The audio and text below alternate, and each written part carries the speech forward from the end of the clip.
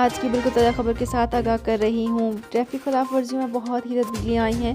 بلا ضرورت بریک لگانا بھی خلاف ورزی میں شامل ہوگا۔ اس پر کتنا جرمانہ عائد کیا جائے گا یہ بھی بتا رہی ہوں۔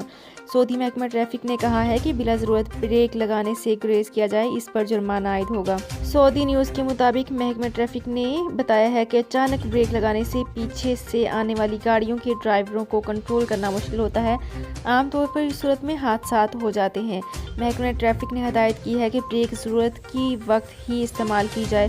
بلا ضرورت اچانک بریک لگانے پر 500 ریال کا جرمانہ عائد ہوگا۔ قبل ازیں سعودی محکمہ ٹریفک نے بیان میں کہا ہے کہ فٹ پاتھ اور سڑک کے کنارے پر گاڑی چلانا ٹریفک خلاف ورزی ہے، اس پر سزا ہوگی۔ تو فرینڈز، یہ تھی میری آج کی ویڈیو۔ اس ویڈیو کو فیس بک پیج پر زیادہ سے زیادہ شیئر کیجیے۔ شکریہ۔